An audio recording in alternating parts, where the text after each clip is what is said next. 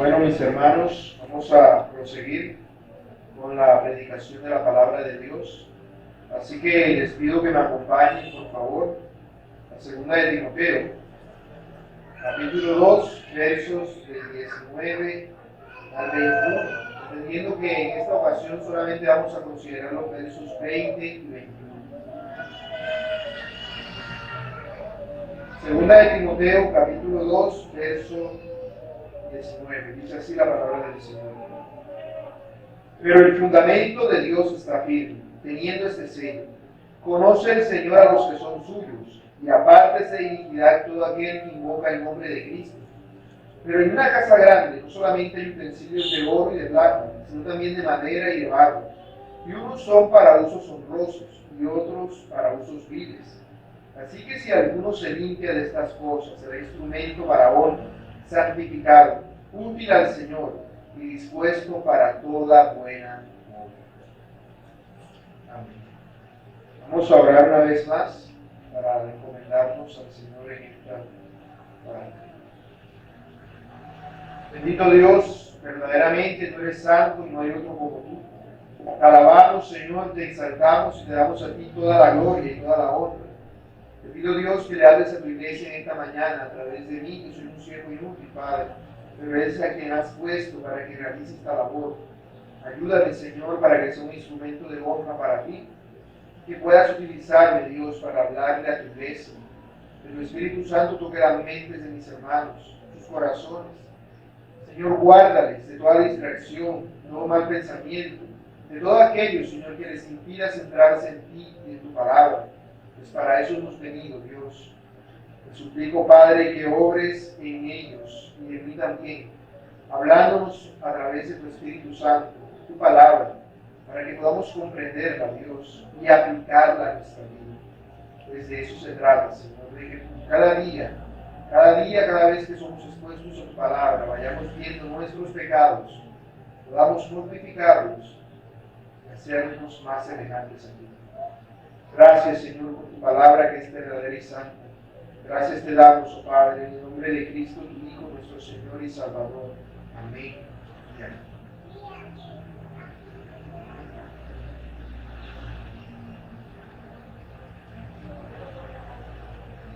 Normalmente cuando la gente piensa en la reforma, piensa que la reforma protestante es algo que se inventaron Martín Lutero y los otros reformadores.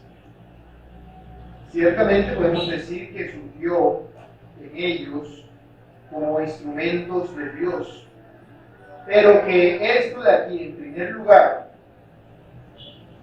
no es algo que se daba por primera vez en la historia de la iglesia. De hecho, aún en los tiempos de Israel encontramos ejemplos de reforma, y aún en tiempos de la iglesia primitiva. El ejemplo más conocido que se nos puede venir a la mente de una reforma en los tiempos bíblicos sería, por ejemplo, el ejemplo de Josías. No sé si ustedes recordarán, pero Josías fue rey en el reino de Judá, cuya capital es Jerusalén. Él fue, podríamos decir, uno de los reyes más jóvenes de esa nación. Un día se enteró de lo que decía la Biblia. Pues él solamente tenía un conocimiento tradicional, pero un día alguien encontró en los restos del templo un sepultado la palabra de Dios y se la leyeron.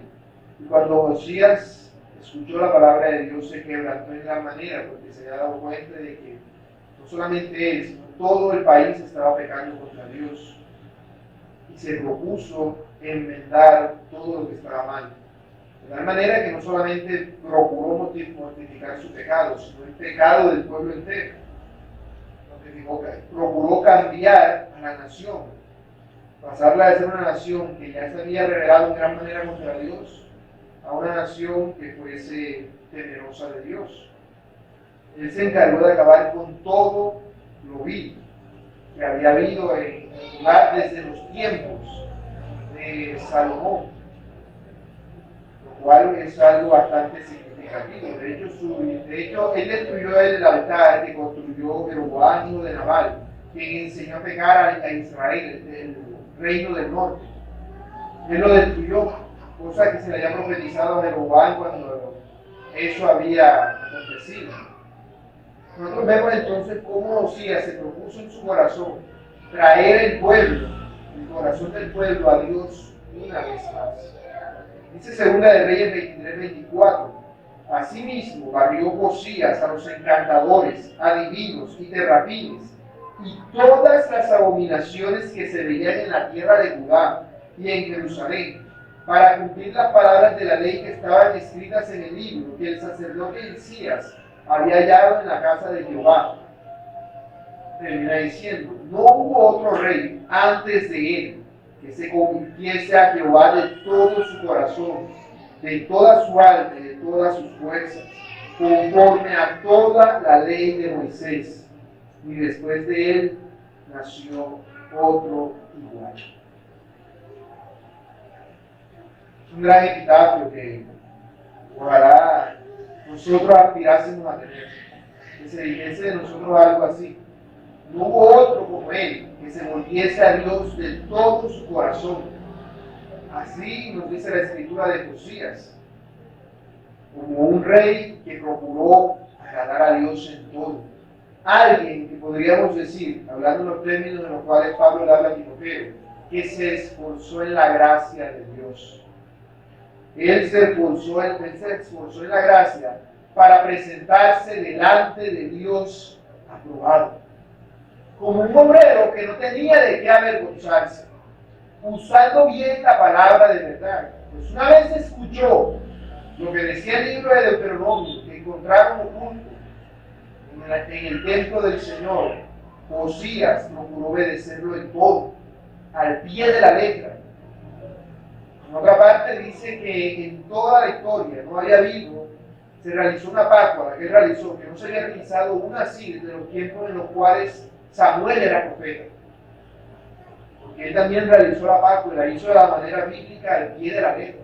Él procuró que todo fuese hecho conforme a la Biblia, sin importar la opinión inclusive del pueblo al cual él gobernaba.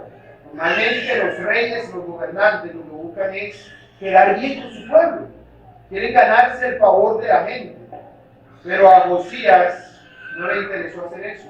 Él procuró ganarse el favor de Dios, sin importar lo que la gente pensara. Técnicamente, básicamente nos obligó a hacer la voluntad de Dios. De tal manera que en todo Israel se acabó todo pecado visible, cosa que ninguno de los otros buenos reyes que habían venido en Judá antes había hecho, porque ellos habían hecho muchas cosas buenas, muchos de estos reyes, pero siempre dejaban, por decir algo, los lugares altos de adoración, los lugares secretos y eso, ciertas cosas que no quitaban. Pero Josías se propuso eliminarlo todo, porque él quería ser, como la metáfora que utiliza Pablo a Timoteo para decirlo, un soldado, un atleta y un labrador bíblico. Él quería ser un rey bíblico. Él quería pegarse a la Biblia en todo. Por eso hizo esa reforma que él hizo en el reino de Judá. Y es necesario que así sea. Si nosotros como creyentes no nos estamos esforzando en la gracia, si no procuramos con diligencia presentarnos delante de Dios aprobados, podremos sucumbir de una manera u otra ante la falsa doctrina. Porque la falsa doctrina va a venir contra nosotros como una enfermedad letal. Una enfermedad que una vez te da, es necesario a veces hasta amputarte el órgano, el miembro, para que no se extienda. Y que es algo que no da lugar a escapatoria. Así ocurre con la falsa doctrina. Y si nosotros no nos estamos esforzando en la gracia de Dios, sino que estamos siendo arrastrados por ella, la falsa doctrina vendrá y acabará con todo en esta iglesia local. Y lo digo con la iglesia local, porque eso no puede pasar con la iglesia universal. La iglesia universal está en las manos del Señor, porque el Señor conoce a los que son suyos. Y Él ha dado un mandato: aparte sin iniquidad todo aquel que invoca el nombre de Cristo. Él es un amo. Y nosotros, los que somos parte de la verdadera iglesia, la iglesia universal, somos esclavos de Cristo. Hemos sido comprados por precio. Por eso tenemos un sello como el que se le colocaba a los esclavos en ese tiempo. Y por eso obedecemos al amo. Ese es el distintivo del que es esclavo de Cristo. El que es esclavo de Cristo procura obedecer a Cristo. El que es esclavo del pecado procura obedecer al pecado. Por eso el que es de Cristo se apartará de iniquidad. Se apartará de iniquidad porque pertenece al Señor. Pero como ya dijimos, es nuestra responsabilidad esforzarnos en la gracia de Dios para que por nuestra propia voluntad procuremos ser instrumentos de honra para Él, esforzándonos como atleta, como soldado, como labrador, procurando presentarnos delante de Dios como obreros aprobados, porque solamente así podremos serle útiles al Señor. Podremos ser herramientas útiles en sus manos, herramientas de honra. De ahí que este sermón lo haya llamado "Sé un instrumento de honra para Dios". Y lo trataré de explicar con dos preguntas, al tratar de responder dos preguntas. Primero, ¿hay diferentes tipos de instrumentos? Y segundo, ¿cómo ser un instrumento de honra? Consideremos la primera pregunta. Hay diferentes tipos de instrumentos. Dice el verso 20, pero en una casa grande no solamente hay utensilios de oro y de plata, sino también de madera y de barro, y unos son para usos honrosos y otros para usos viles. Vemos que el apóstol Pablo nos empieza hablando de una casa grande. ¿Por qué habla de esto? Él estaba hablando del fundamento de Dios, precisamente porque el fundamento de Dios es esa casa grande, la casa de Dios que es la iglesia. Aquí vemos como Pablo una vez más utiliza una metáfora para tratar de explicarle a Timoteo lo que le está diciendo de una manera más concisa. En otras partes de la Escritura nosotros encontramos metáforas aún similares a él, porque nos hablan de instrumentos utensilios honrosos y viles. Quizá esto podría llevarnos a confundirnos con el significado de la metáfora. Hace 8 días, cuando hablábamos del fundamento de Dios, les decía que en el contexto en el cual se está diciendo, el fundamento de Dios no se refiere a la palabra de Dios en ese versículo, en el verso 19 del capítulo 2, sino que se refiere a la iglesia. A la iglesia, como aquella que lleva la palabra de Dios y que la mantiene en alto para que todos la puedan ver. Hace 8 días hablábamos acerca de eso. De igual manera, cuando aquí hablan de instrumentos de honra y de vileza, pudiéramos llegar a compararlo con otros pasajes de la Escritura, como en Romanos 9:21, que dice: ¿o no tiene potestad el alfarero sobre el barro para hacer de la misma masa un vaso para honra y otro para deshonra? En aquella parábola, en aquella metáfora, el apóstol está hablando de la potestad que tiene Dios en su soberanía de salvar a unos y dejar a otros en su pecado, según su voluntad. Pero acá no se está hablando de eso. Por eso quiero aclarar eso, para que no vayamos a confundirnos y pensar, no, lo que pasa es que cuando habla, siempre que habla de vasos de barro y acá habla de vasos honrosos y vasos viles, se está refiriendo a los que salvan y a los que no salvan. No se trata de eso. También en 2 Corintios 4:7, el apóstol Pablo dice: tenemos este tesoro en vasos de barro, para que la excelencia del poder sea de Dios y no de nosotros. En esa otra metáfora, el apóstol Pablo lo que quiere decir es que nosotros somos simplemente objetos de la gracia de Dios, recipientes en los cuales ha sido derramada la gracia de Dios. Y nosotros no dependemos de nosotros mismos, sino de Dios. Somos dependientes de Dios. Eso es lo que Pablo quiere decir en aquella metáfora. Por eso estoy aclarando. En la metáfora en Romanos se refiere a los que son salvos y a los que no, la potestad que tiene Dios para la elección.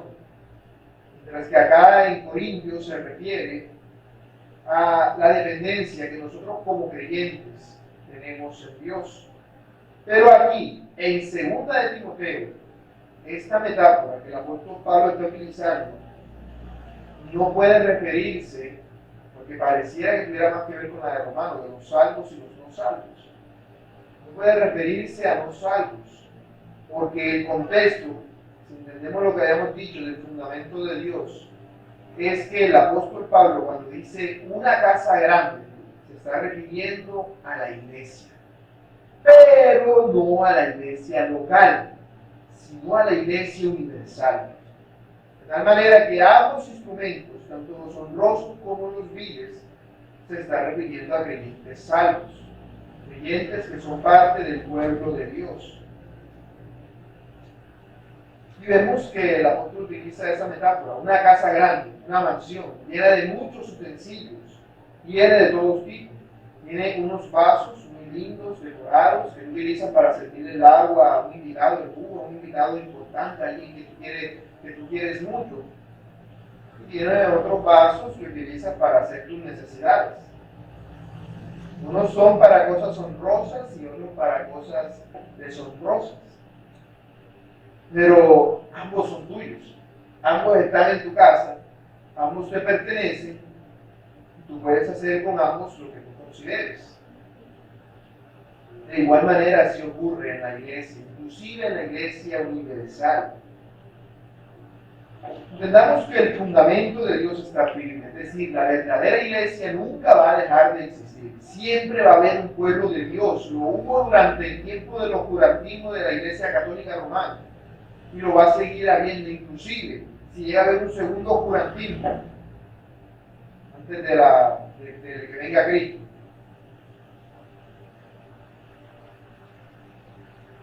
Pero aquí, cuando hablamos de la iglesia, debemos entender que Dios, así como es soberano para salvar a unos y no salvar a otros, Él es el que decide a quién usa y a quién no usa y de qué manera los usa. Dios tiene un propósito con cada creyente. Cada creyente verdadero tiene un propósito que Dios le ha dado. No debemos de pensar de que hemos sido simplemente llamados a vivir nuestra vida como viven las otras personas que no conocen a Dios, pero nosotros siendo santos y ya. No, somos santificados precisamente porque debemos servir para algo, debemos cumplir una función. Quizás a algunos el Señor los manda a predicar allá a la China, y a ti el Señor te manda a predicar desde aquí. En ambos casos, eres un instrumento de honra, porque eso no depende de ti. El Señor te manda una parte, te manda otra. El contexto nos habla de una responsabilidad que hay en la persona, una responsabilidad de esforzarse en la gracia, una responsabilidad de presentarse delante de Dios aprobado, una responsabilidad de que nosotros, en cuanto a nuestra capacidad que Dios nos ha dado, procuremos ser un instrumento útil para Dios, ser un instrumento útil para el Señor, una herramienta que sirva de algo. Porque el problema no es si vas a servir para algo que tú quisieras. Tú dices, yo quisiera que el Señor me mandara a mí a predicar a Estados Unidos. Simplemente que sirvas. No importa si vas a predicarle al presidente de Estados Unidos o vas a predicarle al señor que pasa con la carreta por frente de tu casa. En ambos casos estás sirviendo. El problema es cuando tú eres cristiano, no estás sirviendo. Y no estás sirviendo. No estás sirviendo a Dios de una manera honrosa. Los instrumentos honrosos y los viles, como ya les dije, son aquellos que tienen la preeminencia de aquellos que no. Esos platos bien bonitos y decorados, dices, esa es la vajilla que me regaló mi mamá, que tengo aquí guardada y que solamente utilizo en una ocasión especial. Y estos son los platos normales, los que uno come todos los días. Estos son los zapatos especiales que me pongo para un evento especial, una boda o algo así. Y estos son los zapatos que pongo de trabajo que están todos rotitos y todo. Hay unos que son para honra y otros que son para usos viles. Viles no quiere decir malos, sino que quiere decir cosas a las cuales no les damos tanta importancia. Cosas que no tienen mucho valor, cosas que se mantienen ocultas y que uno no quiere destacar ni tiene ninguna preeminencia o importancia. En 2 Corintios 4:7, cuando el apóstol utiliza la parábola que les dije, la metáfora que les dije ahora, de los vasos de barro, él dice: pero tenemos este tesoro en vasos de barro, para que la excelencia del poder sea de Dios y no de nosotros. Pablo está feliz de ser un vaso de barro. Dice: lo importante es que Dios me está utilizando. Él decide cómo. Porque él está reconociendo su humildad y su dependencia de Dios. Pero acá se está refiriendo a que él quiere ser un vaso de oro, un vaso útil para el Señor, que él quiere presentarse delante de Dios lo más, digamos, presentable posible. Puede ser una camisa, por ejemplo, hablamos de una camisa, puede estar viejita, llevada, lo que sea, pero procura plancharla, arreglarla, que esté lo más presentable posible. No es esto un trapo viejo aquí como para limpiar el agua que se derrama. No, la idea es que el creyente debe procurar presentarse de una manera que le sea útil a Dios, independientemente de la utilidad que Él tenga en su soberanía predispuesta para nosotros. No debemos caer en el error entonces de que los instrumentos viles son falsos creyentes. Un falso creyente no es un instrumento. No es un instrumento que haga parte de la casa grande de Dios. Yo también lo aclaro porque el Señor es soberano y Él puede usar a quien Él quiera, como Él quiera. Él utilizó al rey de Babilonia y puede utilizar aún al diablo, si quiere, como herramienta. Pero aquí estamos hablando de las herramientas o de los instrumentos u utensilios que hacen parte de la casa de Dios, de la casa grande que es la iglesia universal. Esto cabe aclararlo porque entonces están los que son de Dios y los que no son de Dios. El Señor Jesús lo dijo: hay unos que son trigo y otros que son cizaña. Hay unos que son ovejas y otros que son cabras. Hay unos que son creyentes y otros que son incrédulos. Unos que son piadosos y otros que tienen una apariencia de piedad.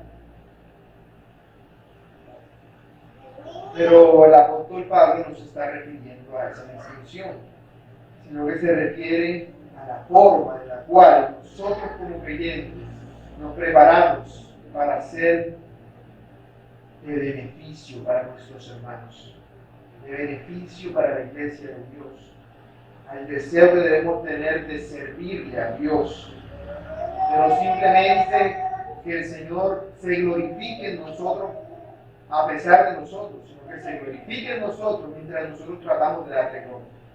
Hay una diferencia en ese sentido. Los instrumentos honrosos entonces son aquellos creyentes que no solamente son fieles, sino que tienen la disposición, la iniciativa de servir a Dios, de presentarse en Dios, delante de Dios aprobados. Son esos creyentes que son buenos soldados, que son atletas competitivos, que son labradores esforzados. Eso es un vaso de honra, un instrumento de honra en este contexto. Esos creyentes que todo el tiempo estamos pensando de qué manera voy a servir a Dios, de qué manera voy a glorificar a Dios. Esos creyentes que se esfuerzan en la gracia. Mientras que el caso contrario sería esos creyentes que simplemente son arrastrados por el Señor, por la gracia de Dios. Son creyentes que de pronto en un principio tuvieron un momento de honra, por así decirlo, y ahora son instrumentos viles, no porque no sean creyentes, sino porque viven muy ocupados pensando en cosas que no edifican a Dios. Entonces tienes tú, por ejemplo, un verdadero creyente pensando, preocupado por las cosas temporales de este mundo, afanándose y turbándose por eso. Al hacer eso, descuida el servir a Dios. Porque él no se está preocupado, no, que no hay para comer, que tengo que conseguir trabajo, que tengo que hacer esto y lo otro.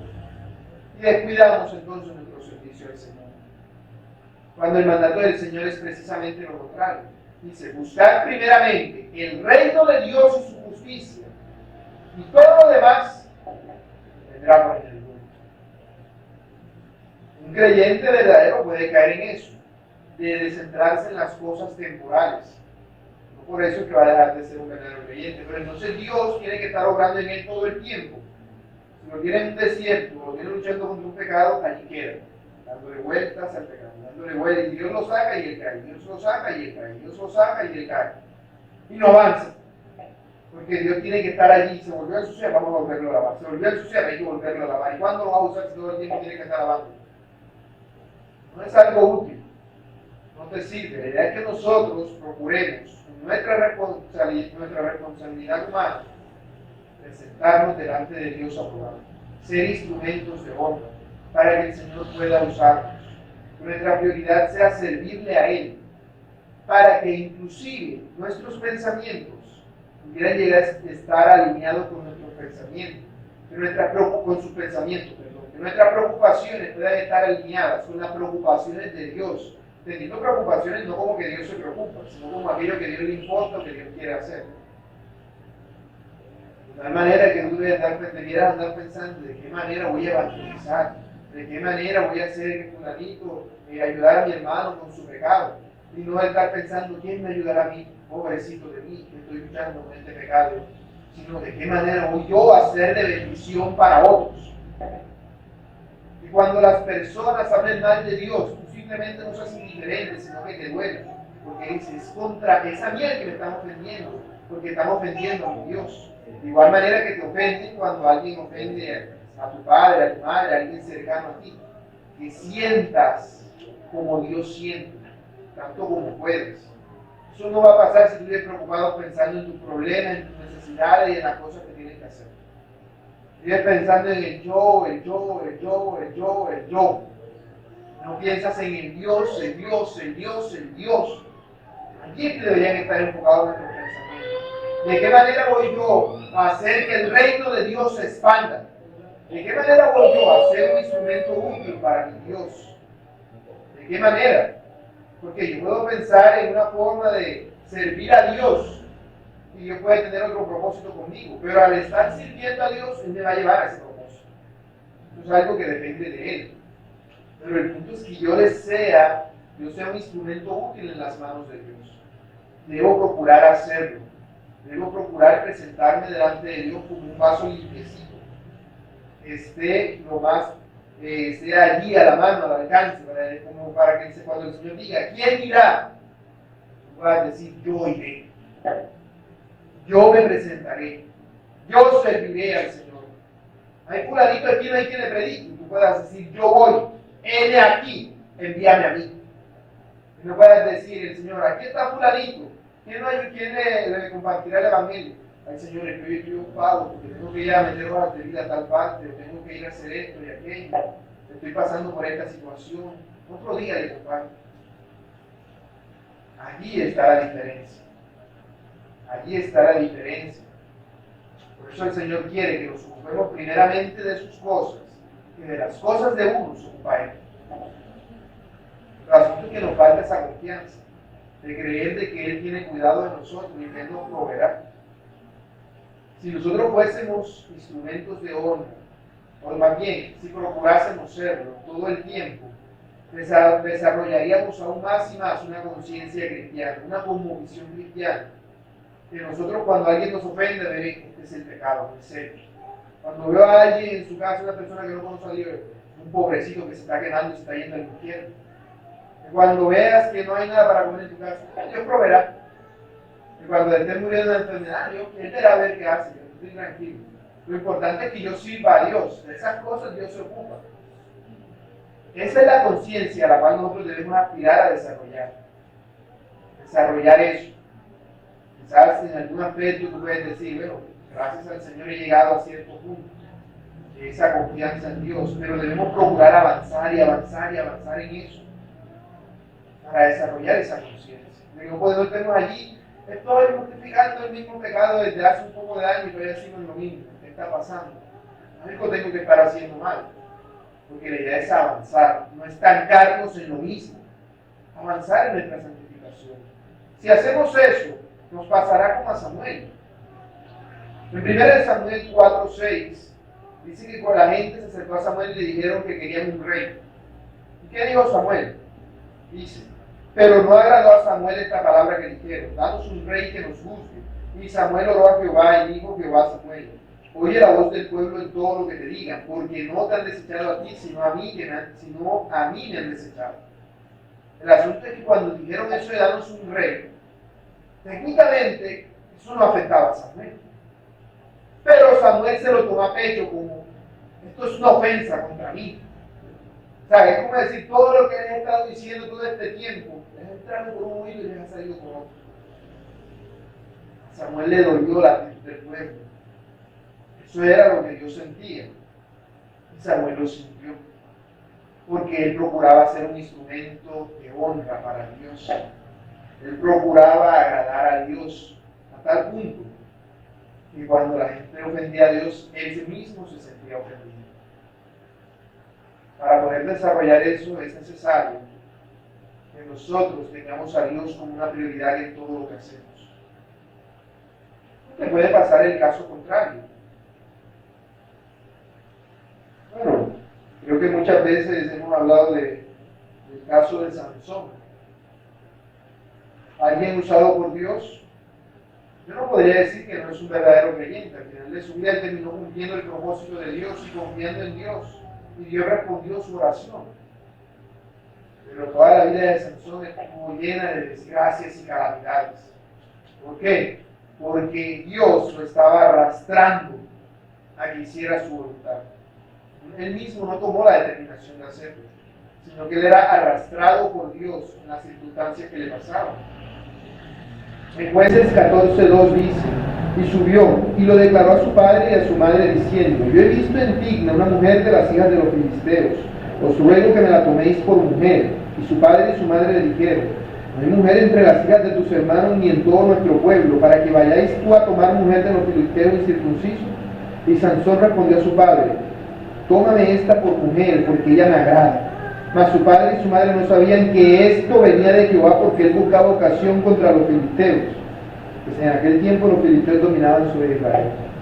Aquí vemos a Sansón pecando, pero se nos está diciendo que esto venía de Jehová. El pecado, no. Dios utilizando el pecado de Sansón para que Sansón hiciera la voluntad de Dios. O sea, lo estaban arrastrando. Sansón tenía que acabar con los filisteos y como no lo estaba haciendo, Dios utilizó su mismo pecado y lo cogió y dijo, vente, esto te mandé a hacer y esto vas a hacer.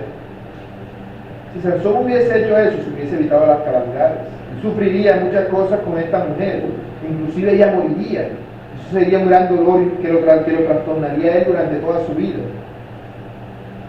Cosa que se hubiese ahorrado si hubiese hecho caso a sus padres, se hubiese casado con una israelita y hubiese atacado a los filisteos para liberar a su pueblo. Pero no lo hizo. En consecuencia, Dios utilizó su pecado para hacer su voluntad. Utilizó el pecado de Sansón para hacer la voluntad de Dios. Pero a Sansón le pasaron muchas cosas malas por eso. Porque fue un instrumento de Dios, pero un instrumento vil. A pesar de que había sido diseñado para ser un instrumento de honra. Dios, en su soberanía, él hizo lo que le correspondía. El problema fue la responsabilidad de Sansón. En el caso de Timoteo, en la iglesia de Éfeso, ya hemos hablado muchas veces acerca del contexto que estaba pasando. La situación con el Imperio Romano se agravaba, empezaban las persecuciones contra los cristianos y la falsa doctrina abundaba, especialmente cuando Timoteo viera que muchas personas seguían a Himeneo, a Fileto y quizás también a Alejandro en su falsa doctrina. Eso desmoralizaría mucho a Timoteo y a muchos otros verdaderos creyentes en la iglesia de Éfeso. Por eso Pablo le está diciendo y continúa en la amonestación a Timoteo de que no debe desanimarse, no debe enfrascarse en esos asuntos, sino que debe enfocarse en hacer lo que le corresponde, sin importar lo que pueda estar pasando, sin importar de que vengan a matarlo a la iglesia de Éfeso y pregunten, ¿dónde está el pastor? Ese detalle representa a Pablo. A Pablo lo echamos en la cabeza, vamos con él. Que Timoteo estuviera dispuesto a decir, sí, aquí estoy yo soy responsable por esta congregación, y aceptar la carga y no ocultarse cuando vienen las persecuciones y las pruebas, más viendo cómo el pueblo se dejaba llevar por las falsas doctrinas. No, él debería esforzarse en la gracia, él debería procurar presentarse delante de Dios como un obrero aprobado, siendo un instrumento de honra, un instrumento útil para el Señor, no cobardándose en último momento. Así, Timoteo podría servir al Señor y ser de bendición para la iglesia. Cada uno de nosotros, hermanos, debemos procurar eso, ser de bendición para la iglesia, ser de aprovechamiento para los demás. Debemos procurar ayudar a los otros, inclusive si somos nosotros los que necesitamos ayuda. Inclusive si nosotros necesitamos ayuda en la mortificación con nuestro pecado, debemos procurar ayudar a nuestros hermanos a mortificar sus pecados. Procurar que ellos sean santos también. Pero vivimos tan enfocados en nosotros mismos, y en el yo, y en el yo, y en el yo, que descuidamos la obra que Dios nos ha mandado a hacer. Así no podemos ser instrumentos de honra, sino que somos instrumentos viles, que Dios utiliza rastras. Nosotros debemos tener la disposición tal que no simplemente evangelicemos al que se nos cruza por el camino, sino que salgamos a buscar personas a las cuales compartir el evangelio. Que procuremos la edificación de nuestros hermanos, que estemos pendientes los unos de los otros, que estemos orando constantemente, que Dios nos pueda utilizar. Y Dios de pronto quiere que alguien venga y le dé una palabra de aliento a cierto hermano de la iglesia, y que Dios te pueda utilizar a ti, aunque sea tú otro que también esté necesitando una palabra de aliento. Eso es ser un instrumento de honra, uno que está dispuesto a servir siempre, uno que se esfuerza en la gracia, uno que procura presentarse delante de Dios aprobado. Teniendo claro que es un instrumento de honra, veamos entonces cómo serlo, cómo ser un instrumento de honra. Dice el verso 21. Así que si alguno se limpia de estas cosas, será instrumento para honra, santificado, útil al Señor y dispuesto para toda buena obra. Entonces vemos que lo que debemos hacer para ser instrumentos de honra es, primero, limpiarnos de estas cosas. ¿Cuáles cosas? Precisamente las cosas que nos impiden ser instrumentos de honra. Las preocupaciones, las angustias, los pecados.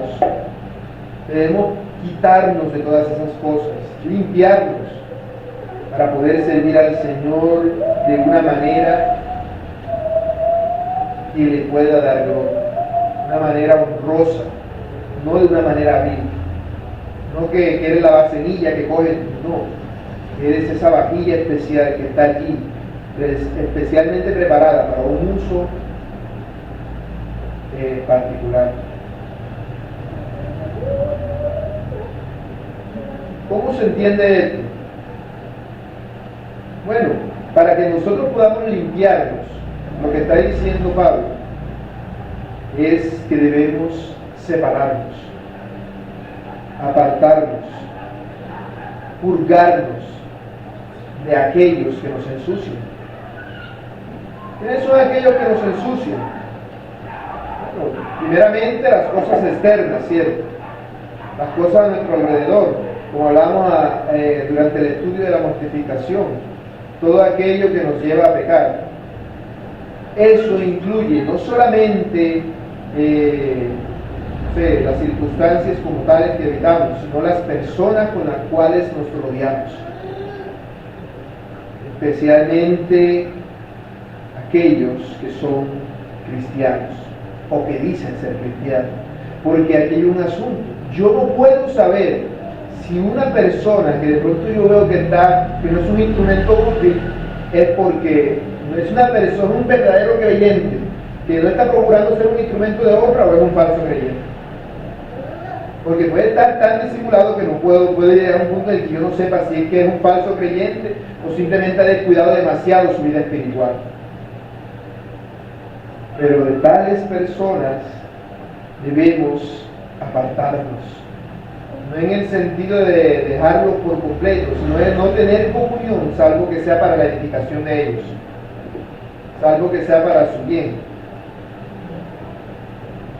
Precisamente dice el Proverbios 13:20, el que anda con sabios sabio será, mas el que se junta con necios será quebrantado.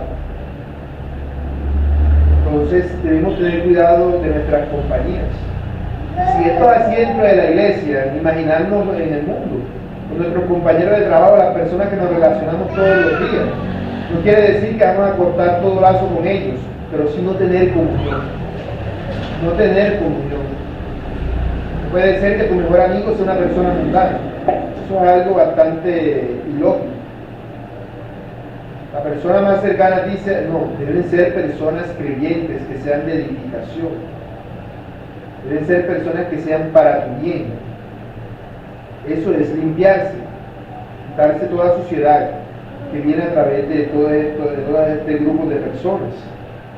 Eso dice en Isaías 52:11, apartaos, apartaos, salid de allí, no toquéis cosa inmunda, salid de en medio de ella, purificados. Debemos tener cuidado. Y si eso ya es así con las personas que abiertamente no son cristianos, aquellos de quienes más debemos tener cuidado son inclusive de aquellos que se llaman cristianos y uno no está seguro de si en realidad lo son. Debemos procurar su bien, debemos procurar su santificación, pero debemos cuidar nuestra comunión.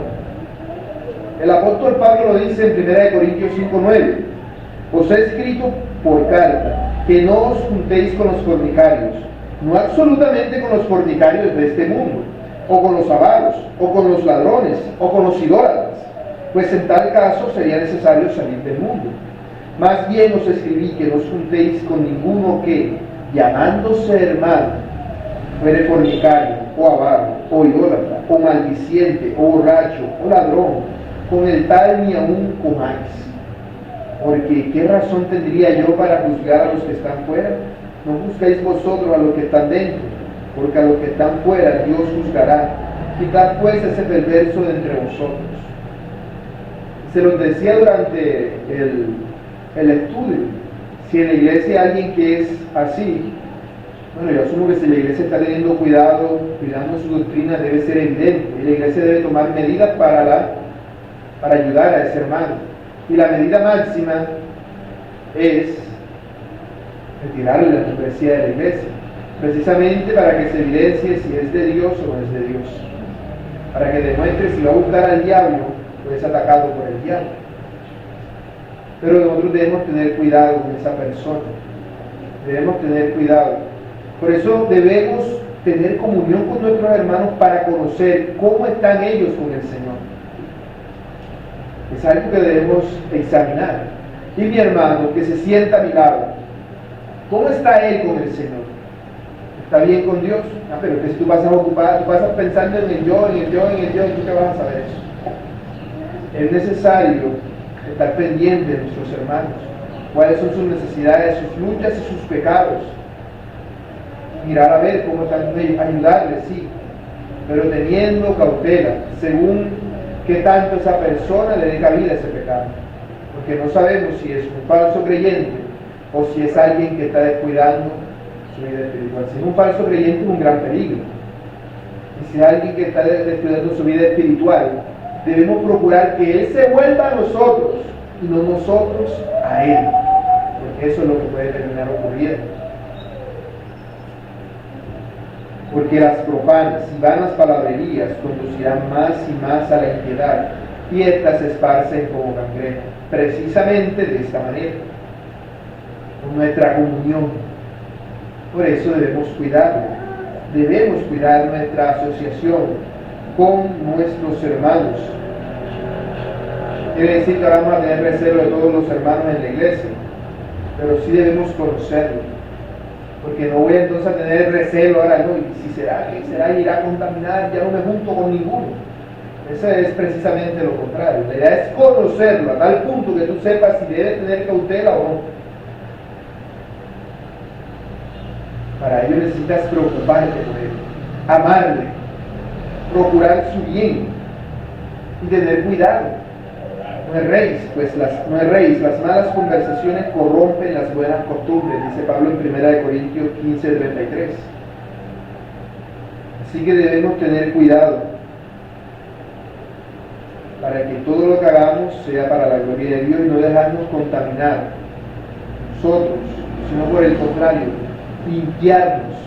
limpiarnos de todo lo malo, estar preparados, no dejarnos llevar.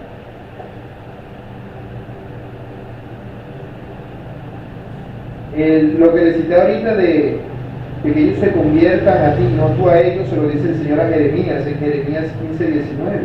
Y él les empieza diciendo a Jeremías, el Señor: si entre sacares lo precioso de lo vil, serás como mi boca.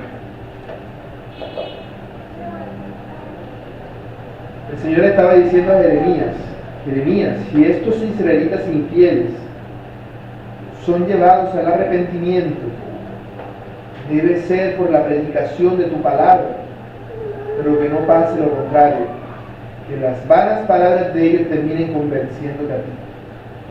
Ten cuidado, debes estar cimentado en la palabra de Dios. Por eso debemos conocer a nuestros hermanos, sus pecados, sus luchas, cómo los ayudamos, de qué manera podemos ayudarlos en su santificación y en su lucha contra el pecado. Por ejemplo, en Hebreos 12:15 se nos dice: mirad que no sea que alguno deje de alcanzar la gracia de Dios, no sea que alguno deje de alcanzar la gracia de Dios, que brotando alguna raíz de amargura os estorbe, y por ella muchos sean contaminados. El autor de Hebreos está diciendo: si hay un hermano con amargura en su corazón, nadie hace nada, y todos tienen comunión con él, ¿qué va a pasar? Que esa amargura que él tiene va a terminar teniendo toda la iglesia, porque eso se esparce como gangrena. Y está hablando simplemente de la amargura, no estoy hablando de inmoralidad sexual, ni de odio, ni nada de eso, simplemente la amargura, el descontento. Todo eso se contagia, se expande y puede destruir a la iglesia local, la universal no, pero la local sí puede ser destruida por eso. Por eso el llamado para nosotros, si queremos ser instrumentos de honra, es apartarnos de toda mala influencia, inclusive si se sabe que hay una persona en la iglesia que tiene un pecado muy grave, debemos confrontarlo constantemente con ese pecado, ayudarle y aislarnos de él si es necesario, si las circunstancias lo permiten, dependiendo de su pecado, para ver si así esa persona siente el peso de su pecado y se arrepiente. La idea es procurar el bien siempre del otro. Por eso es que el apóstol le dice en 2 Tesalonicenses 3:14 a los tesalonicenses: si alguno no obedece a lo que decimos por medio de esta carta, a ese señaladlo y no os juntéis con él para que se avergüence. Es decir, si alguno no obedece lo que dice la Biblia, abiertamente, está diciendo aquí, señaladlo y no juntéis con él. Es decir, debe perder la membresía de la iglesia y debe ser reconocido de esa manera. Y nosotros debemos estar constantemente examinando a nosotros mismos y a nuestros hermanos para que eso pueda ocurrir. Por eso debemos evitar todo aquello que nos impida tener esa comunión con Cristo, toda esa impureza, todo aquello que nos impide ser vasos de honra para el Señor. Porque nunca vas a ser un vaso de honra si mantienes una comunión impura en tu vida. Todas tus comuniones deben ser puras. Tu comunión con tus hermanos deben ser para tu edificación. Por eso algo a lo que ha alentado mucho, inclusive, sobre todo más bien a los miembros de la iglesia, es que cuando tengamos comunión, procuremos que sea para edificación.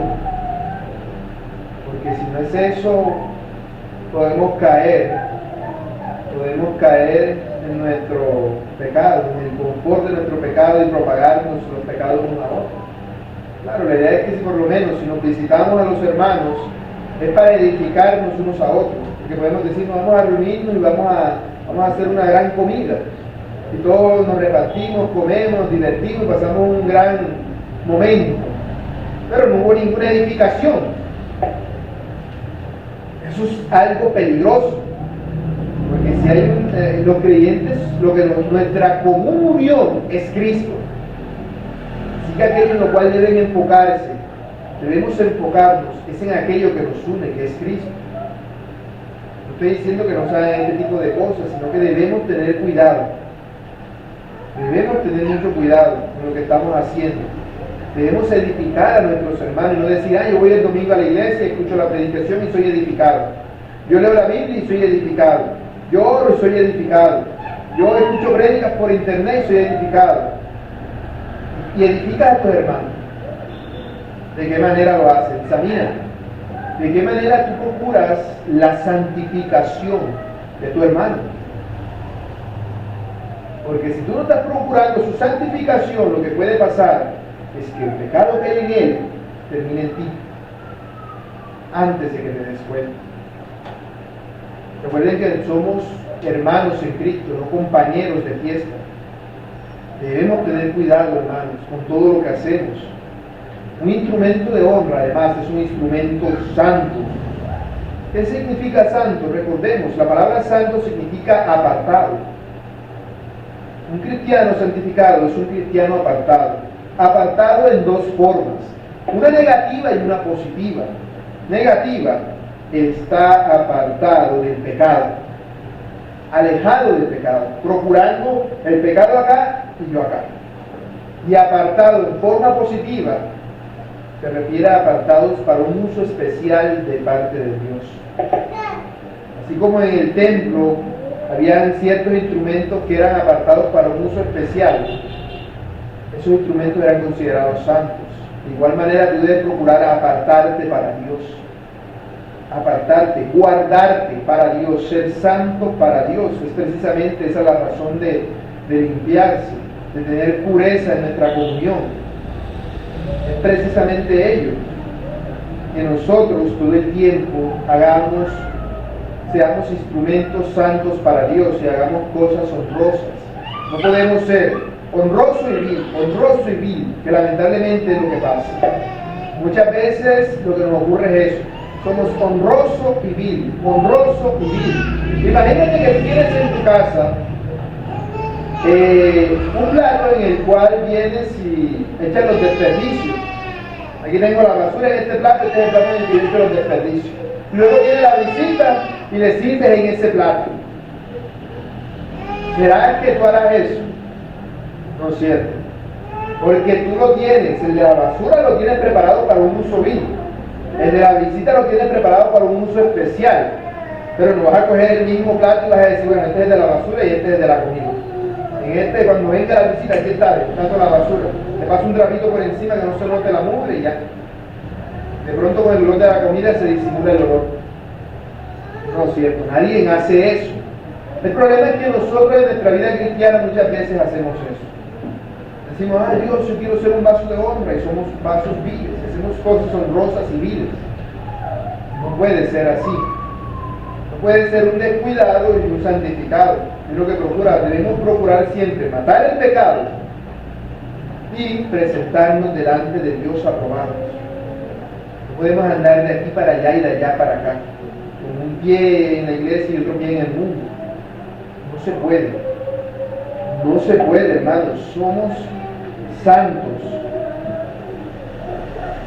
Él dice, 1 Corintios 1:30, nos ha sido hecho por Dios sabiduría, justificación, santificación y redención, hablando de Cristo. Eso somos hechos en Cristo cuando nosotros confiamos en Él y le tenemos como Señor. Cuando nosotros somos santos, quiere decir que somos exclusivos de Dios. Eso es lo que significa apartarse para Dios, ser exclusivo de Dios, es decir, yo soy de Dios. Yo soy de Dios y en Dios, porque para eso es que Dios nos ha escogido. Dice 2 de Tesalonicenses 2:13, desde el principio para salvación, mediante la santificación por el Espíritu y la fe en la verdad. Dios nos escogió para eso. Desde el principio para salvación, mediante la santificación. La salvación en sí misma es una santificación, nos separa para Dios, pero también es el comienzo de una vida de separarnos para Dios, de santificarnos constantemente. Es algo progresivo y tiene un propósito, no es simplemente santificarnos por santificarnos y ya. No, debemos santificarnos para darle gloria a Dios. No vas a decir, yo voy a darle gloria a Dios, no te santificas. Así he conocido muchos que, por lo menos de los que son carismáticos, pues, que vienen y dicen, no, eso lo dicen, para la gloria de Dios, para la gloria de Dios, que bien predica, para la gloria de Dios, pero no procuran su santificación. Entonces no es para la gloria de Dios, es solamente una hipocresía cuando dicen eso. Y debemos tener cuidado de que a nosotros no nos pase igual, que no seamos hipócritas y digamos, yo hago esto para la gloria de Dios. Y en realidad solamente te estás autoengañando. Debemos tener cuidado, hermanos. Es algo que debemos estar haciendo todo el tiempo. Santificándonos, siendo exclusivos para Dios. Porque la voluntad de Dios es vuestra santificación, que os apartéis de fornicación, pues no nos ha llamado Dios a inmundicia, sino a santificación. Primera de Tesalonicenses 4:3. Nuestra vida debe ser de pureza, de santidad y de piedad. Así somos un instrumento de honra para Dios. Nosotros nos santificamos para el Señor, para ser instrumentos de justicia, redimidos en Cristo. Por eso dice Pablo en Romanos 6:19, así como para iniquidad presentasteis vuestros miembros para servir a la inmundicia y a la iniquidad, así ahora para santificación presentad vuestros miembros para servir a la justicia. Y la justicia es Cristo. Para servir a Cristo debemos estar dispuestos a presentar nuestros miembros, todo nuestro cuerpo. Debemos estar dispuestos, no simplemente para que el Señor me ayude y me vaya bien. Porque a veces decimos, los carismáticos viven pensando en la plata, pero nosotros vivimos pensando en todas las necesidades que tenemos.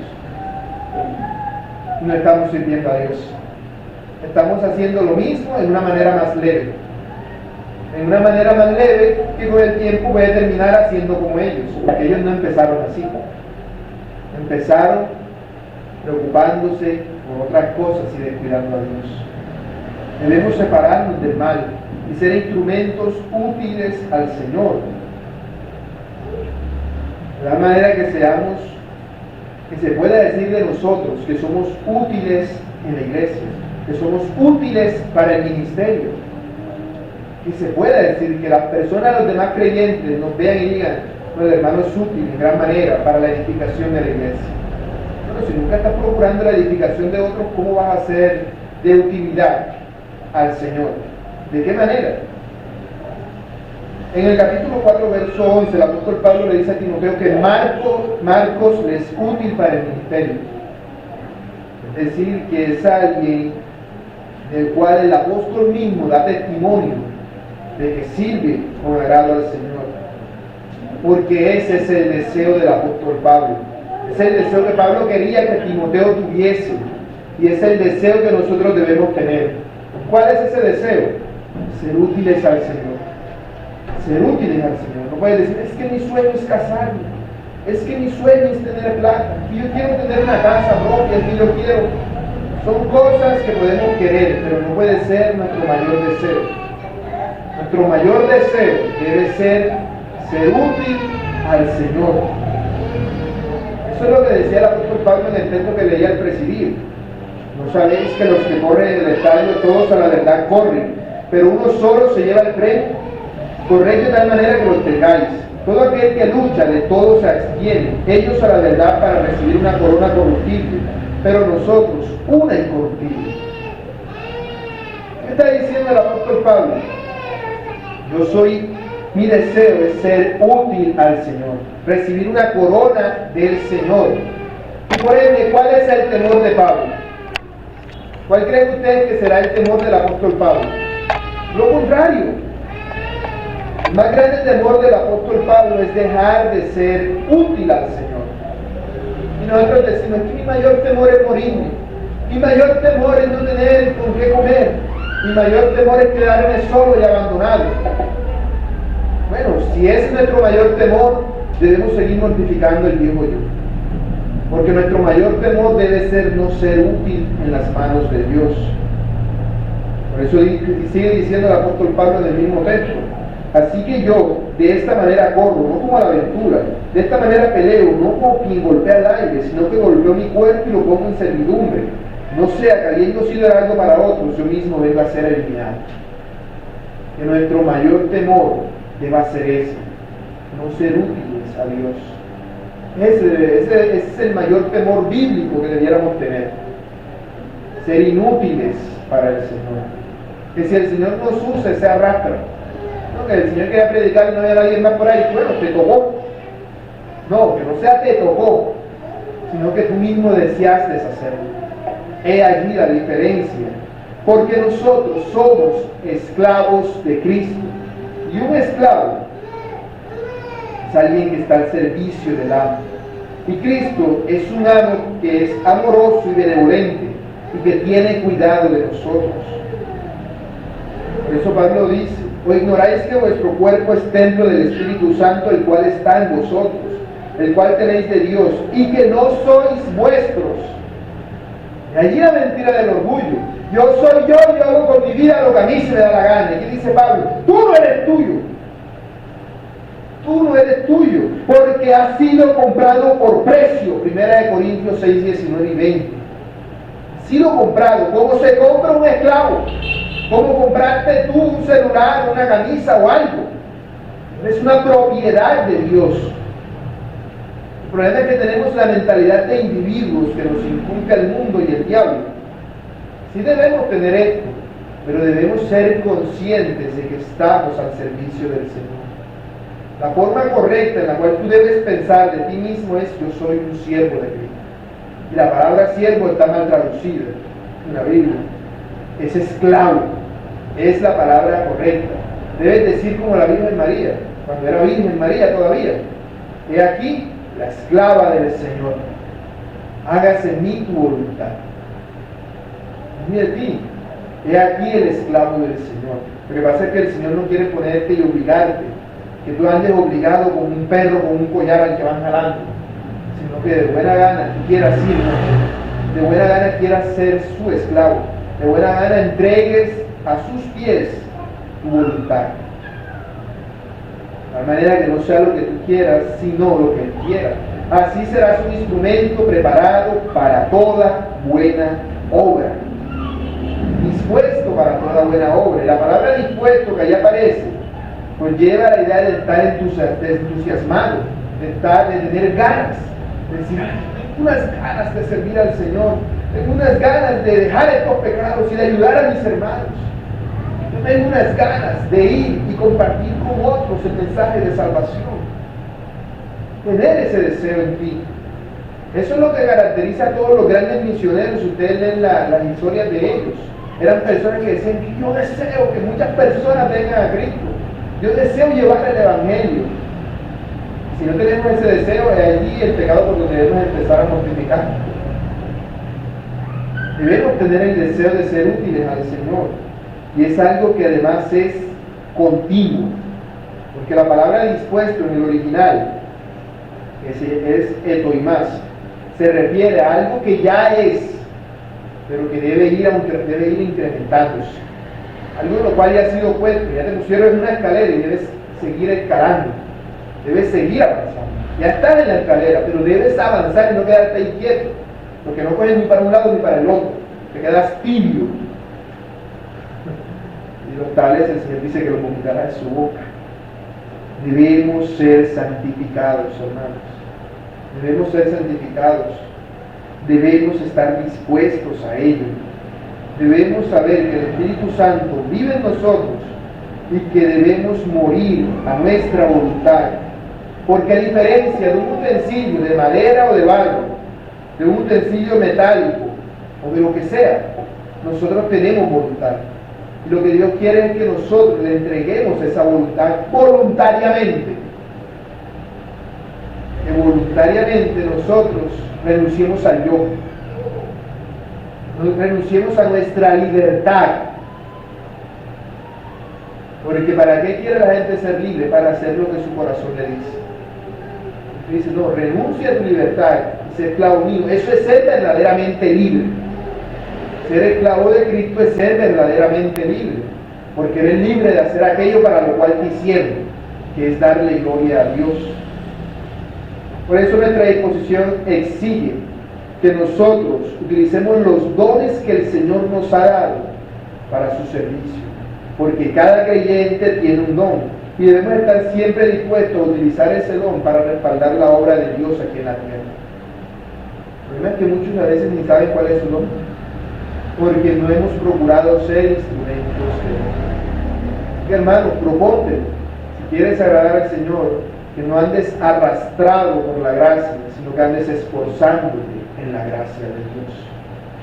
Para resumir, por todo lo que he dicho, simplemente diremos esto: hay dos clases de cristianos, los esforzados y los arrastrados. Si tú quieres ser esforzado, debes evitar a los cristianos arrastrados. Debes apartarte para el Señor, para servirle a Él. Debes procurar serle útil al Señor y debes tener la disposición de ser útil a Dios. No simplemente que tengan que andarte diciendo, hermano, haz esto, hermano, haz aquello, sino que tú mismo tengas ese deseo de ir y hacerlo. De eso se trata. Así es como tú puedes llegar a ser un instrumento de honra para Dios, llenándote de Él, procurando que su palabra abunde en ti en todo lo que tú haces, para que toda tu vida sea para Él, toda tu vida. Porque tú nunca vas a llegar a estar dispuesto a morir por Cristo si primero no estás dispuesto a vivir para